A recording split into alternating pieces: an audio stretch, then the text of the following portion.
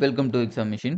இந்த வீடியோல நாம TNPSC group 1 mains daily study target day 4 தான் பார்க்க போறோம். ஆல்ரெடி டே 3 வரைக்கும் போட்டிருப்போம். அத பார்க்காதவங்க இத பார்த்துட்டு வந்துருங்க.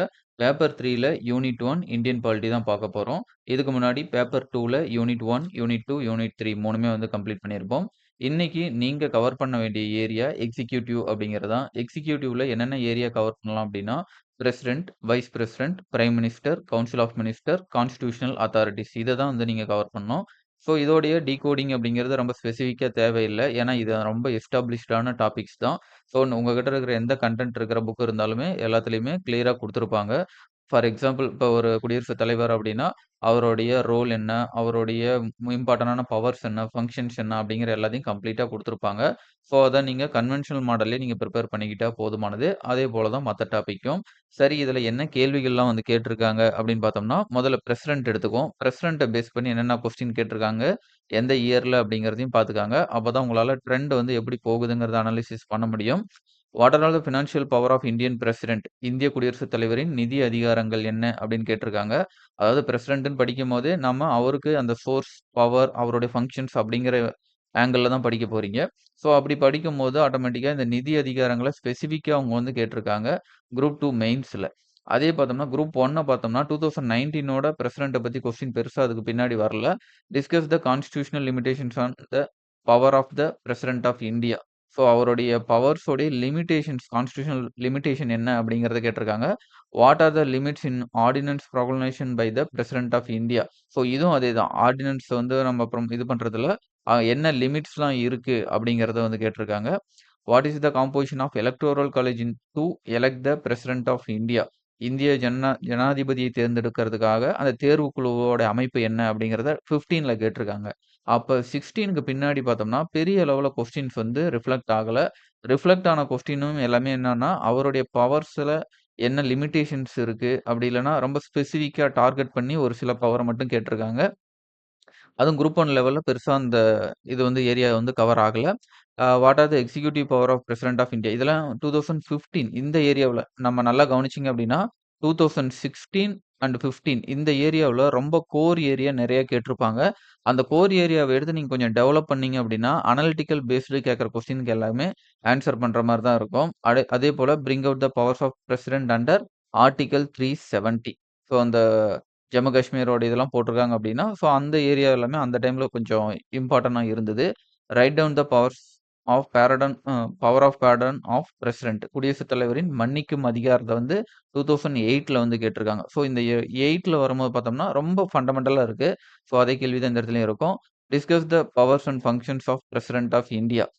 அப்புறம் இந்த ஏரியா பார்த்தீங்க அப்படின்னா, 2008ல திரும்ப பழைய ரொம்ப அ அந்த சிஸ்டமேட்டிக்கா என்ன கேட்பாங்களோ, அந்த மாரி கேட்டுட்டு இருக்காங்க. பட் லேட்டரா போக போக உங்களுக்கு அந்த அனலிட்டிக்கல் பேஸ்ல மாறுறதையும் நீங்க பார்க்கலாம். அடுத்ததா வைஸ் பிரசிடென்ட். வைஸ் பிரசிடென்ட்ட பொறுத்தவரைக்கும் கொஸ்டின் பார்த்தோம்னா 2023ல ஒரு கொஸ்டின் வந்திருக்கு. 8ல வந்து ஒரு கொஸ்டின் வந்திருக்கு. மத்தபடி ரொம்ப இம்பார்ட்டன்ட்டா வந்து பெருசா எங்கேயுமே வரல. இந்த கொஸ்டினையும் பார்த்தீங்க அப்படின்னா, the post of vice president of India is based on the model of vice president of USA. ஒரு ஸ்டேட்மெண்ட் குடுத்திருக்காங்க. Explain in details the election, qualification, power and functions of vice president of India. So இந்த ஸ்டேட்மெண்ட்ட base பண்ணி, இந்த கீழ இருக்கிற demand of questions எல்லாமே கேட்டிருக்காங்க. ஸோ மேல நம்ம பிரசிடென்ட்டோடைய மாடல் வந்து வைஸ் பிரசிடென்ட் அதாவது நம்மளுடைய வைஸ் பிரசிடென்ட்டோடைய மாடல் வந்து யுஎஸ் உடைய வைஸ் பிரசிடென்ட்டோடைய மாடல் மாரியே தான் இருக்கு. அப்படின்னு சொல்லிட்டு, அத வந்து அதோடைய நம்மளுடைய அ எலக்ஷன், குவாலிஃபிகேஷன், பவர் ஃபங்ஷன் இத பத்தி எழுதுங்க அப்படின்னு சொல்லி கேட்டிருக்காங்க. நீங்க அந்த 2015, 16ல கேட்டிருந்தாங்கன்னா, இந்த கொஸ்டின் எப்படி கேட்டிருப்பாங்கன்னா, டைரக்ட்டாவே வைஸ் பிரசிடென்ட்டோடைய பவர்ஸ் அண்ட் ஃபங்ஷன்ஸ், அவருடைய எலக்ஷன்ஸ், அவருடைய குவாலிஃபிகேஷன பத்தி எழுதுங்கன்னு கேட்டிருப்பாங்க. பட் அதே கொஸ்டின கொஞ்சம் மாடிஃபை பண்ணி என்ன பண்ணியிருக்காங்கன்னா, ஒரு ஸ்டேட்மெண்ட்ட குடுத்து, அந்த ஸ்டேட்மெண்ட்ல வந்து நீங்க இந்த கொஸ்டின் ஆன்ஸர் பண்ற மாரி அவங்க குடுத்திருக்காங்க. இந்தியாவின் குடியரசு துணைத் தலைவர் பதவியானது அமெரிக்க குடியரசு துணைத் தலைவர் பதவியை மாதிரியை அடிப்படையாகக் கொண்டது. இந்திய குடியரசு துணைத் தலைவரின் தேர்தல், தகுதி, அதிகாரம் மற்றும் செயல்பாடுகளை விரிவாக எழுதுக அப்படின்னு சொல்லி கேட்டிருக்காங்க. ஸோ இதுதான் வந்து டிமாண்ட் ஆஃப் கொஸ்டின். இந்த இடத்துல தான் கொஸ்டின் வந்து ஸ்டார்ட் ஆகுது. ஆனா என்ன பண்ணியிருக்காங்க, அந்த ஸ்டேட்மெண்ட்ட வந்து வச்சு நீங்க ஆன்ஸர் பண்ணுங்க அப்படின்னு சொல்லி குடுத்திருக்காங்க. How is the vice president of India is elected. So இது வந்து பார்த்தோம்னா, இந்த பழைய மாடல். பழைய மாடல்ல ஜஸ்ட் எலக்ஷன பத்தி என்ன எழுதுங்க அப்படின்னு கேட்கறாங்க. இன்னும் நெறைய கொஸ்டின் கேட்கறாங்க அப்படின்னா, அதோட ஃபங்ஷன்ஸ் என்ன, பவர்ஸ் என்ன அப்படின்னு தனித்தனியா டைரக்ட்டா கேட்பாங்க. அது ஒரு மாடல். மேல இருக்கிறது ஒரு மாடல். அதேபோல பிரைம் மினிஸ்டர் பத்தி ஸ்பெசிஃபிக்கான கொஸ்டின்ஸ்லாம் பெருசா எப்பயும் வரதில்ல. இண்டிவிஜுவல் பர்சனாலிட்டி பத்தியும் வரதில்ல. அதனால 2017ல மட்டும் பிரைம் மினிஸ்டர் ஆஃபீஸ பத்தி அதோடைய ரோல் என்ன, எப்படி வந்து அது இவாலுவேட் ஆயிட்டு வந்துட்டு இருக்கு அப்படிங்கிற மாரி ஒரு கேள்வி கேட்டிருக்காங்க. அடுத்தது கவுன்சில் ஆஃப் மினிஸ்டர்லயும் அதே போல தான். ரொம்ப லிமிட்டடான கொஸ்டின் தான் இருக்கு. Differentiate between cabinet and council of minister. Cabinet மற்றும் அமைச்சரவை குழுவை வேறுபடுத்துங்கன்னு சொல்லி 11ல வந்திருக்கு. சரிங்களா? கொஞ்சம் லேட்டஸ்ட்டா பார்த்தோம் அப்டின்னா, இது எல்லாமே நம்ப எமர்ஜென்சி ரெலவென்ட்டா தான் கொஸ்டின் வந்திருக்கு. இது என்னதான் இதுக்கு கீழ டைரக்ட்டா இல்ல அப்டின்னாலுமே, இத write a short note on financial emergency under article 360.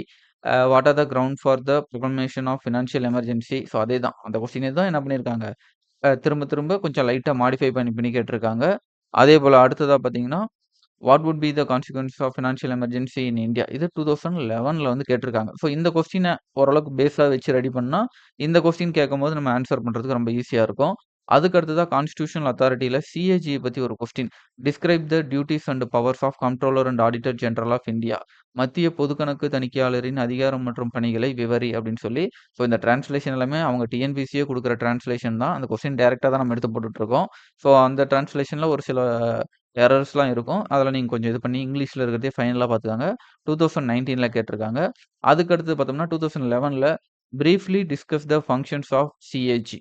So இதான் கேட்டிருக்காங்க. இந்திய தலைமை கணக்கு மற்றும் தணிக்கை அதிகாரியின் பணிகளை சுருக்கமாக விவாதி. ஸோ இந்த கேள்விக்கு ஆன்ஸர், மாடல் ஆன்ஸர், ஒரு ரெடிமேட் ஆன்ஸர் ரெடி பண்ணி வச்சிருந்தா, ஆட்டோமேட்டிக்காவே 2019 அட்டெம்ப்ட் குடுக்கும்போது, இத கிளியரா ஆன்ஸர் வந்து உங்களால புரொவைட் பண்ண முடியும். ஸோ இதுதான் வந்து பிஒய்க்யூவோட இம்பார்ட்டன்ட். ஆல்மோஸ்ட் ஒரு குறிப்பிட்ட கொஸ்டின்ஸோடைய ரெடிமேட் ஆன்ஸர் ரெடி பண்றதுக்கு இது எல்லாமே யூஸா இருக்கும். அதேபோல இந்த மாடல வச்சும் நீங்க இன்னும் நெறைய ஆன்ஸர் ரெடி பண்ணிக்கலாம். அடுத்ததா எலக்ஷன் கமிஷன். எலக்ஷன் கமிஷன் கொஞ்சம் லேட்டஸ்ட்டாவே கேட்டுட்டு தான் இருக்காங்க. 2024ல ஒரு கொஸ்டின் இருக்கு. Election commission is the custodian of electoral process in India. Justify the statement with evidence of relevant constitutional and statutory provision. இந்திய தேர்தல் ஆணையமே தேர்தல் நடைமுறைகளின் பாதுகாவலன் அப்படின்னு ஒரு கூற்ற குடுத்துட்டாங்க. இந்த ஸ்டேட்மெண்ட்ல இக்கூற்றை சம்பந்தப்பட்ட அரசியலமைப்பு சட்ட விதிகள் மற்றும் பிற சட்ட விதிமுறைகளை காட்டி நியாயப்படுத்துக அப்படின்னு சொல்லி கேட்டிருக்காங்க. ஸோ எலக்ஷன் கமிஷன் அப்படின்னு என்ன சொல்லியிருக்காங்க, custodian of electoral process in India அப்படிங்கிறத இந்தி லைட். இத தான் வந்து பார்த்தோம்னா, ஒரு லைட்டா வச்சுக்கிட்டு, இத பேஸ் பண்ணி நீங்க என்ன பண்ணுங்க, அந்த ஸ்டேட்மெண்ட்ட வச்சு ரிலவன்ட் கான்ஸ்டிடியூஷனல் அண்ட் ஸ்டாட்யூட்டரி புரொவிஷன்லாம் என்ன இருக்கு அப்படின்னு சொல்லி எழுத சொல்லியிருக்காங்க. ஸோ இந்த டிமாண்ட் ஆஃப் கொஸ்டின நீங்க என்ன பண்ணலாம், இந்த இடத்துல இருந்து சோர்ஸ் எடுத்து நீங்க இந்த இடத்துல ஆன்ஸர் பண்ணலாம். ஆல்மோஸ்ட் இது ஒண்ணும் கிடையாது. நம்ம அந்த கான்ஸ்டிடியூஷனல் அத்தாரிட்டி என்ன எலக்ஷன் கமிஷனுக்கு பவர்ஸ்லாம் குடுத்துருக்காங்கங்கிறத எழுத போறீங்க. ஆனா என்ன பண்றீங்க, மேல இருக்கிற ஸ்டேட்மெண்ட்ட ஃபண்டமெண்டலா வச்சுக்கிட்டு எழுத போறீங்க. அடுத்தது ஒரு கேள்வி பாருங்க. 2023ல டிடிஓ எக்ஸாம்ல கேட்டிருக்காங்க. Elaborate on the one nation one election. So இந்த ஒன் நேஷன் ஒன் எலக்ஷன்ங்கிறது இப்போ வரைக்குமே ஒரு கரண்ட் அஃபேர்ஸ் டாபிக்கா தான் இருந்துட்டு இருக்கு. ஸோ அதனால இதுக்கான ஆன்ஸர்ஸ்லாம் ரெடிமேடா எடுத்து வச்சுக்கிறது பெட்டரா தான் இருக்கும். அடுத்ததா 2022ல பார்த்தீங்க அப்படின்னா, "the election commission has performed effectively as an independent body discuss with reference to its responsibility of conducting free and fair election." மேல இருக்கிற கேள்விக்கும் நீங்க அதாவது 2024ல கேட்ட கொஸ்டினுக்குமே, நீங்க கிட்டத்தட்ட ஆல்மோஸ்ட் 2 ஆன்ஸரும் ஒரே மாடல்ல தான் 95% ஒரே மாரி தான் வரும். அந்த கடைசியா அந்த ஆன்ஸர் ஒவ்வொரு ஏரியாவும் முடிக்கும்போது, அந்த டிமாண்ட் ஆஃப் கொஸ்டின் என்ன இருக்கோ, அத பேஸ் பண்ணி நீங்க வந்து முடிச்சா போதுமானது. ஸோ அடுத்து அடுத்த கேள்வி பார்த்தீங்கன்னா, examine the steps taken by the election commission for the conduct of free and fair election. So 2019 கொஸ்டின நீங்க ரெடிமேட் ஆன்ஸர் ரெடி பண்ணியிருந்தீங்க அப்படின்னா, 2022ல போய் நீங்க டைரக்ட்டா அந்த ஆன்ஸர் என்ன பண்ணலாம், அப்படியே வந்து டெலிவரி பண்ணிடலாம். நீங்க பெருசா எந்த ஒரு ஒர்க் அவுட்டும் பண்ற மாரி இருக்காது. ஸோ அதனால தான் நம்ம பிவிக்யூவ ஃபண்டமெண்டலா வைங்க அப்படின்னு சொல்றோம். Mention some of the electoral reform initiated by election commission. So இந்த கேள்விக்கு கரெக்ட்டா ஆன்ஸர் நீங்க ரெடி பண்ணியிருந்தாலும் 19ல பண்ணியிருக்கலாம். 19ல பண்ணியிருந்தாலுமே 2022ல அதே ஆன்ஸர் என்ன பண்ணலாம்? ரெப்ளிகேட் பண்ண ஆரம்பிக்கலாம். ஸோ பெரிய சேஞ்சஸ்லாம் பண்ண தேவையில்ல. அதிலிருந்து கொஸ்டினோடைய டிமாண்டுக்கு தகுந்தாப்போல சின்ன சின்ன மாடிஃபிகேஷன் மட்டும் ரெகுலர் பிராக்டிஸ் மூலமா பண்ணா போதும். What is adult suffrage? So இதெல்லாம் டைரக்ட்டான கொஸ்டின் 2015ல கேட்டது. Write a short note on powers of election commission. So powers என்ன? ஃபங்ஷன்ஸ் என்ன? அப்படிங்கிறதெல்லாம் டைரக்ட்டா வந்து நம்ம புக்லயே இருக்கிற கேள்வி. அதெல்லாம் இது பண்ணிக்கோங்க. அடுத்தது வாட் இஸ் ப்ரொபோர்ஷனல் ரெப்ரசன்டேஷன்? விகிதாச்சார பிரதிநிதித்துவ முறை என்றால் என்ன? இதெல்லாம் கான்செப்ட் ஓரியன்டட் சின்ன கொஸ்டினா வந்து கேட்பாங்க. ஸோ பழைய மாடல்ல இருந்துச்சு. அப்ப கேட்டுட்டு இருந்தாங்க. அடுத்ததா what are the guidance given by the election commission of India as electoral reform in 2004. So 2004ல வந்து பார்த்தோம்னா, இந்திய தேர்தல் ஆணையம் ஒரு வழிகாட்டு நெறிமுறைகள் குடுத்திருப்போம். அதே போல கேள்வி பாருங்க 2009ல கேட்டது. அதனால 2004ல அவங்களுக்கு ரொம்ப பக்கமா இருந்ததுனால அந்த டைம்ல கேட்டிருந்தாங்க. மத்தபடி நீங்க ரொம்ப எலாபரேட்டாலாம் போகணும்னு கிடையாது. அந்தந்த ஏரியாவுல கரண்ட்டா என்ன போயிட்டுருக்கு, ஃபண்டமெண்டலா என்ன இருக்கு 2யும் லிங்க் பண்ணீங்க அப்படின்னாவே, அதுவே மோர் தென் எனஃப்பா இருக்கும். Write short note on election commission. So இதெல்லாம் ரொம்ப பழைய கொஸ்டின். அப்படிதான் அந்த மாரி கேள்வி இருக்கும். Discuss the functions of official language commission. அலுவலக மொழி ஆணையத்தின் பணிகளை விவாரி. 17ல வந்து கேட்டிருக்காங்க. அதான் நல்லா பார்த்தீங்கன்னா 16, 15, 17 இந்த ஏரியாவுல இருக்கிற அந்த மாடல் எல்லாமே கொஞ்சம் வந்து மாறி தான் வந்துட்டுருக்கும். அடுத்தது பார்த்தோம்னா, what is the nature of special officer for linguistic minority? So bring out the significance of official language commission. Official language commission இங்க ஒரு கேள்வி இருக்கு. இங்க ஒரு கேள்வி இருக்கு. லிங்குவிஸ்டிக் மைனாரிட்டியோட அந்த ஆஃபீசர பத்தி ஒரு கேள்வி இருக்கு.